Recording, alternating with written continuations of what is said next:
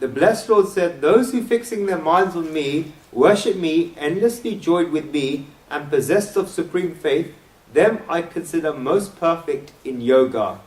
God gives a hint to the answer in the first word of this verse. Mai, me, it means me. This therefore becomes the Sagut Sakar, God with a form and qualities. Shri Krishna uses the word aveshya. The word aveshya comes from the word vish, which means to enter, and therefore aveshya means to fix one's mind on. Nitya Yukta means endlessly joined with me. Shri Krishna also says that such a person is paraya shasya upataha, possessed of the supreme faith and worships him. According to God's perspective, such a person is greater and a greater yogi. Therefore, in this verse, God says three things. The first is to fix one's mind on God. The second is to worship God by being endlessly joined with God. And the third is to be possessed of the supreme faith. These three things show us what God likes. The first is Mai Mana Aveshya, one who fixes their mind on God. The second is Nitya Yuktaha, worshipping God by being endlessly joined with God. And the third is Paraya Shadaya Uppataha, being possessed of the supreme faith. We look at all three of these in turn.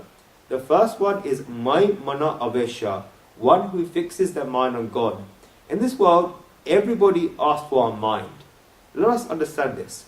When a grandmother is sitting there playing with a grandchild and the child is crying, then the grandmother takes the child in her lap and tells the child that she will look after the child.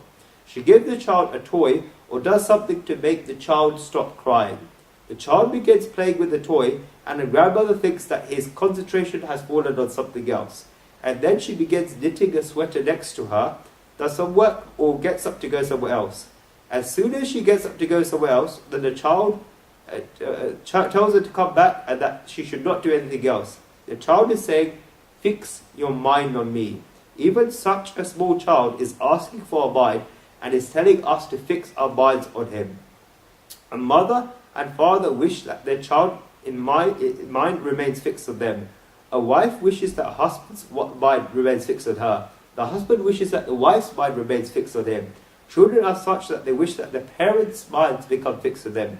Each and every person in this world asks for our mind. Then, will God not ask for our mind? God says the exact same thing, that I am asking for your mind. That is why Shri Krishna says, Mai Mana Aveshya, one who fixes their mind on God. How can we fix our mind on the Supreme Soul? What is the metaphysics behind Bhakti Yoga, the yoga of devotion?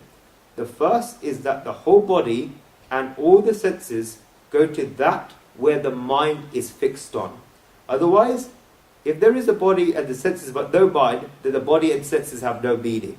If a discourse is finished at 8:30 and everybody goes together to take the lift and one person is standing next to you and we're about to go to the lift, then the person says next to us says, Jai Shri Krishna, we reply, oh sorry, our attention was elsewhere. This person's attention was on the lift. Because the mind was in the lift, this person did not see the person next to him. Otherwise, the eyes must have seen him. If he was next to them, the eyes must have gone there and everything would have happened. But the mind was somewhere else, and that is why we did not see that person. Our whole body and all our senses reach where the mind goes. In the 10th chapter of the Srimad Bhagavad, this is demonstrated when Akrura goes to bring Shri Krishna to Mathura. In his mind, there were thoughts of Shri Krishna, and it is clearly written that because he had thoughts of the Lord in his mind, Akruraji's chariot by itself reached Vraj. The spiritual meaning is such that the chariot of the body will go wherever the mind goes. The direction in which the mind is thinking, earlier or later, our steps are going to be there. Therefore, when we talk about giving culture, then it is nothing but showing the children the direction for their minds from a young age. If a child forms the habit of thinking in the wrong direction from a young age, then when the child grows, then its feet will go in that direction. The body goes where the mind goes. Then when the mind is on God, the body by itself goes to God. Our whole approach is different. We drag the body, but we do not drag the mind. The mind does not come. We should fix our minds to God. And the bhakti devotion that God describes in this 12th chapter is absolute pure psychology. That is what I say. This is because why do we have to perform bhakti devotion? It is to make God pleased. Therefore we should practice such bhakti from which God becomes pleased. If you have to perform bhakti to please someone, then you have to perform bhakti according to that someone's opinion, then it will be a work to you. If a cook has to make Chagan Lal pleased, then the cook should know what type of cooking Chagan Lal likes. If a cook makes his cooking in such a way, then Chagan Lal will be pleased. If Magan Lal cooks food that Magan Lal enjoys, then there is no guarantee that Chagan Lal will be pleased. If Chagan likes spicy food and Magan Lal likes astringent food and gives it to Chagan Lal, then Chagan Lal will start screaming. Then you should do that which is for the person who you're liking to please likes. It is a very straightforward thing. The goal of bhakti devotion is that I wish to make the Supreme Soul pleased. Therefore I should perform bhakti devotion in such a way that the Supreme Soul likes it. In the 12th chapter of the Gita, the Lord describes what type of devotion He likes. And the first principle that was said is this. The Lord will repeat this again because it is very important. The Supreme Soul says, Mai mana avesha, fix your mind on me. Second, after one's mind is fixed on God, nothing separate of one's own remains. Only then can you say that the mind is fixed. Nothing separate can be saved, and this is proof of the fact that your mind is fixed. And the third thing is that all the daily activities of the conscious state are done with the mind. Everything we do with the mind. If the mind is fixed on the Supreme Soul, then all the activities of the conscious state begin to get done for the Supreme Soul. This is at least in the conscious state. That is why the Supreme Soul says, Mai mana avesha, fix your mind on me. There is a reason why God has asked for our mind. God has not asked for the eyes, the ears, or the skin. This is because God knows that if the mind comes, then all of this will come. That is why the Supreme Soul says, Mai mana avesha, fix your mind on me. Secondly, the Supreme Soul says, Nitya yuktaha, worshipping God by being endlessly joined with God. Ramanujacharya says that this means those striving for realization. Nitya yogam kankshamana. Nitya yoga means to give all of one's time in its totality for being one with God and not for being separate from God. When the majority of us are at the level of being on the path of spirituality, then we make a mistake. When we make a mistake, then we say that we did it without noticing. After the mistake happening, we realize that, did this really happen? And yet it happens all over again. What state is this? This is the state of someone on a path of spirituality. This is all of our experiences, that whenever we are consciously making efforts for bhakti devotion, then whenever we are performing divine activities, then at that time we form a bond with God. We even remember that we are joined with God. This happens while we are performing divine activities. Whether we have sat down to perform bhara, prayer beads, puja, worship, yagna, holy sacrifices, tirthyatra, holy pilgrimages, dan, donations, or any other divine activities, then we have formed a bond with God. But when we perform material activities, then we form a bond with the material world. Then God immediately gets placed to a side. Whenever we perform tasks of the office, our house, our wife, the business, the telephone, and so on, then we belong to these people, and we do not even realize it. Then when we get hit, then we remember God. I once read a very nice quote that Thokar lage tyare takoji yaad aave. When we get hit, then we remember God. When we get hit like this, then we realize that I have become separated from God, and then once again we begin performing divine activities like turning Mara prayer beads. I'm talking about the level of a person with a path of spirituality, but we're on a high level that we have a relation with God even when the Mara, the prayer beads, is not in our hands. Speaking about this in Bhakti Yoga, yoga of devotion, is impossible and you cannot do this. When we begin speaking about Bhakti Yoga, the yoga of devotion, then it is taken for granted that when we sit down with the Mara, the prayer beads, then we have formed a bond with God. It is taken for granted, and only then can we speak about this. Otherwise, speaking about this will have no meaning.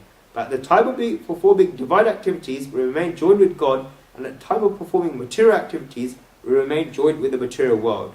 We can see a relationship with the material world. We do not switch on and switch off knowingly and purposely. All of this just happens. There is a reason why we make this mistake. The reason for this is that on the path of the person, or the path of spirituality, at different times we have a constant change in the aim of life. This is the reason for this. Our aims keep changing, our priorities keep changing, and that is why it becomes impossible to become joined with God, and one cannot become nitya yuktaha, worshipping God by being endlessly joined with God. When we are sitting down with God, then we only have one aim, and that is to attain God. But when we get up from there, then our aim becomes to reach the shop. We want power, wealth, fame, and so many different things. I do not want to get into a discussion about whether these things are bad. I want to speak about this as a matter of principle. As soon as the aim changes, then the Supreme Soul becomes released. Therefore, we have a constant change in the aim of life. When this happens, then we cannot become nitya yuktaha, worshipping God by being endlessly joined with God. The moment when the one aim of life becomes the attainment of God, then at that moment we become nitya yuktaha, worshipping God by being endlessly joined with God. After that, meditation on God, remembering God, performing jap, name chanting of God, bhakti, then remember God in all of this, but during a time of performing activities of the material world, our minds remain fixed on God. This is called nitya yuktaha, worshipping God by being endlessly joined with God. Therefore, the aim of life does not change. We will go to the shop and earn money. Why? Because we want to do God's work.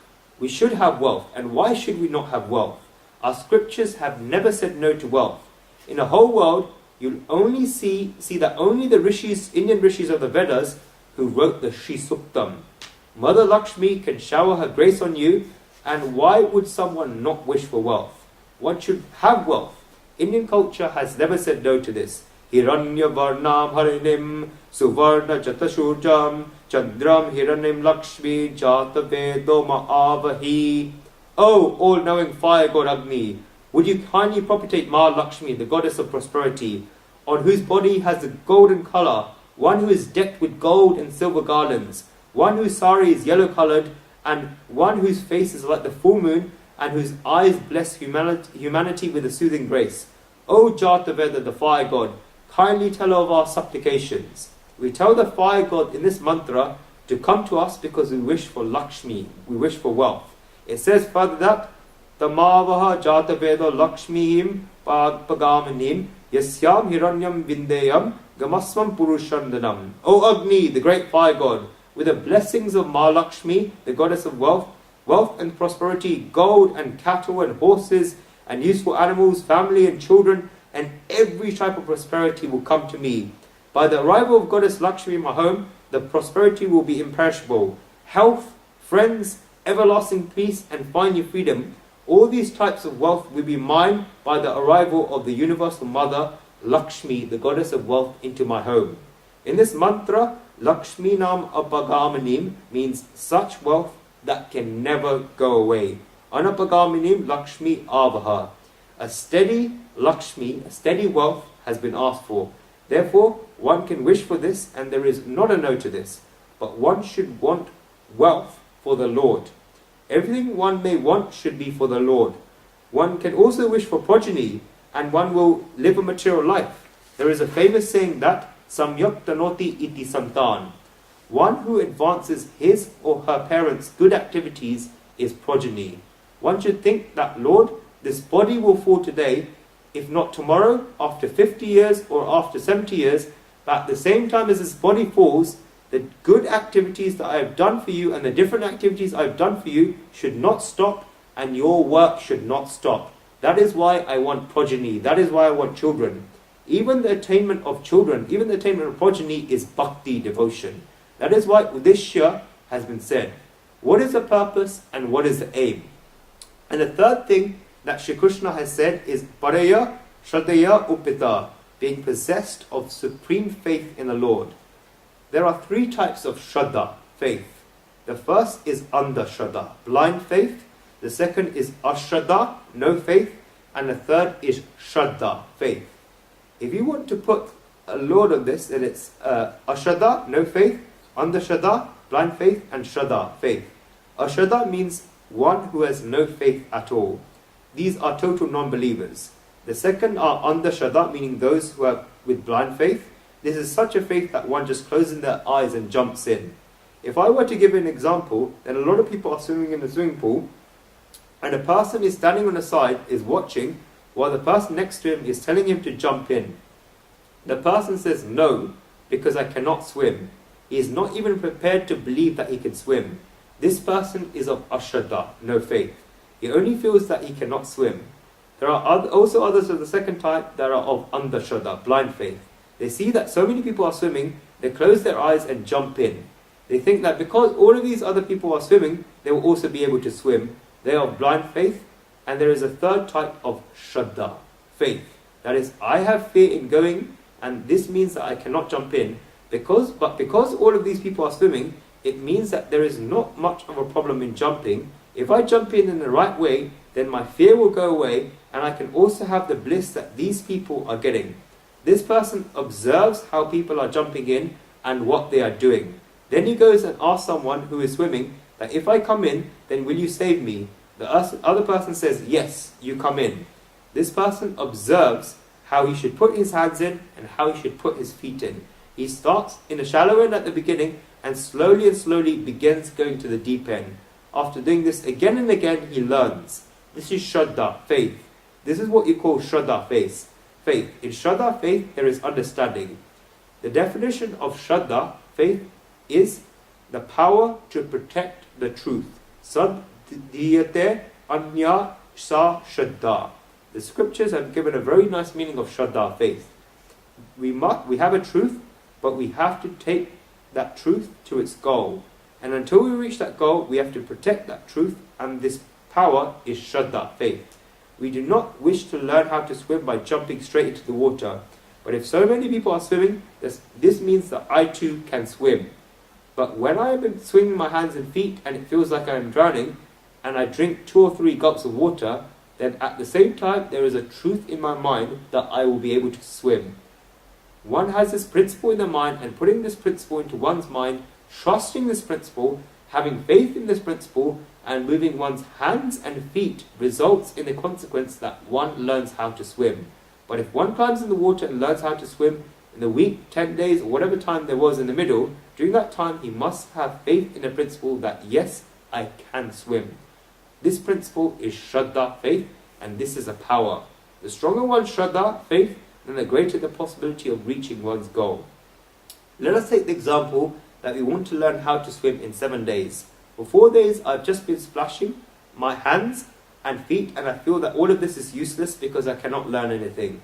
It is finished, and the meaning of this is that my shraddha, my faith, has broke. And when this shraddha, faith, broke, then this means on the 5th day I would not even go. And while I do not go in the water, I will not learn how to swim.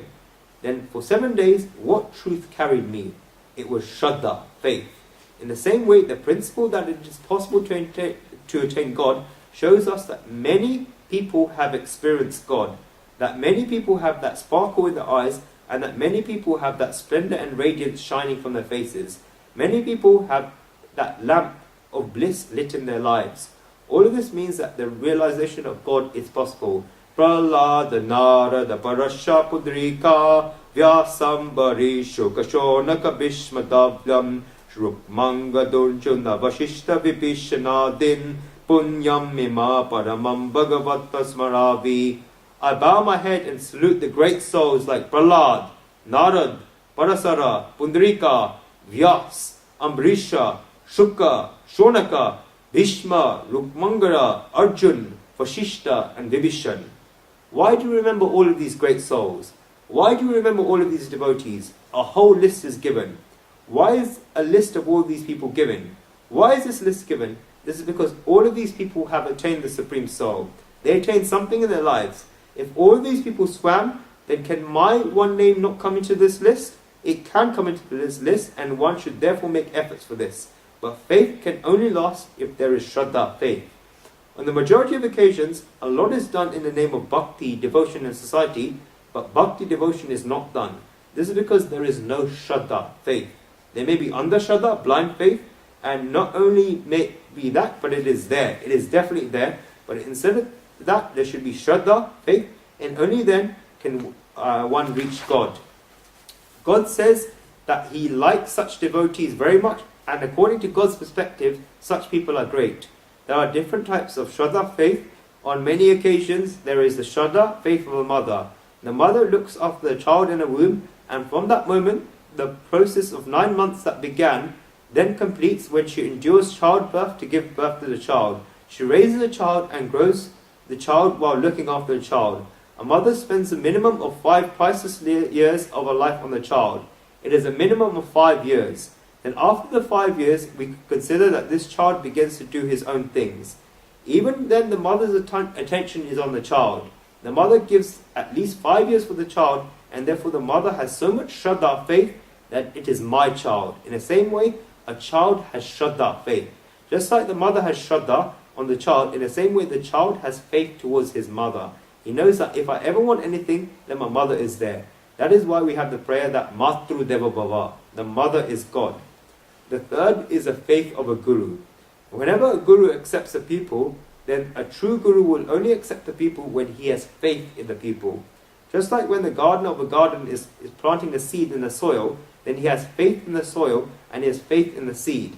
He knows that this type of seed can grow in that soil. He therefore plants that seed, and because it's the soil that he recognizes. In the same way, a guru has Shraddha, faith on his people. He knows what type of soil it is. That is why we always say that before becoming a guru, if a person becomes a guru, then he should first understand his people and he should know his people. Only then can he accept the people. A true guru is not somebody who says, "Come, son, and stand in a line." This is not a guru.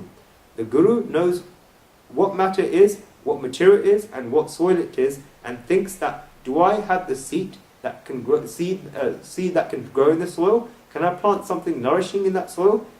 It is possible that the guru can feel as if he does not have the seed and can grow in the soil, and if this is the case and the guru says no, before accepting a pupil, a guru thinks, will I be able to plant something in the pupil that can grow? The guru has the Shraddha faith. In the same way, a pupil has Shraddha faith in his guru. Guru Brahma, Guru Vishnu, Guru Devo Maheshwarai, Guru Sakshat Para Brahma, Tasmai Shri Guru Ve Namaha. Guru is Lord Brahma, the creator. Guru is Lord Vishnu, the sustainer. Guru is Lord Mahadev, the destroyer of ignorance. Guru is actually the supreme Brahman. I bow down and salute such a guru. These are different types of Shraddha faith.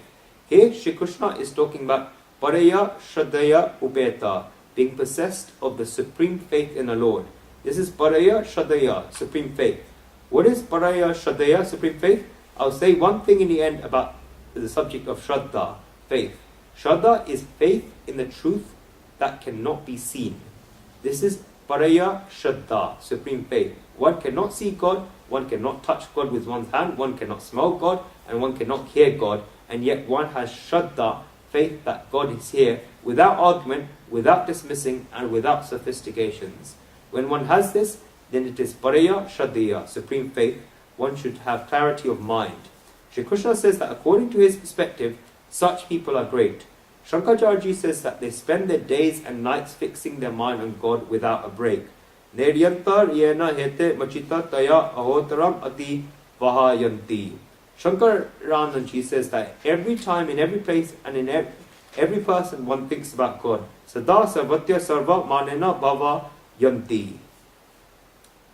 Then such a person sees God in each and every person. Such a person sees God all the time and forever, and one sees God in each and every place. Ramanacharya says that Shri Krishna is saying that such people attain me easily and immediately. Temam sukhena achirat prapnuvanti iti artaha. When Shri Krishna said that these people attain him, then it is natural that a question had arisen in Arjun's mind. Then Lord, what about those who worship the Nirgun Nirakar, the God without qualities and without form? Before this question arises in Arjun's mind, God says first that Arjun, if I am saying that those who worship the Sagun Sakar, God with form and qualities, attain me, then this does not mean that those who worship the Nirgun Nirakar, God without qualities and without a form, do not attain me. It is not like that. They also attain me because they are also devotees. The means is different, but the goal is the same. The paths are different, but the goal is the same. They attain to me as well. In the third and fourth verses, God has spoken about worshippers of the Nirgun Nirakar, God without qualities and without a form. We will take the third and fourth verses together.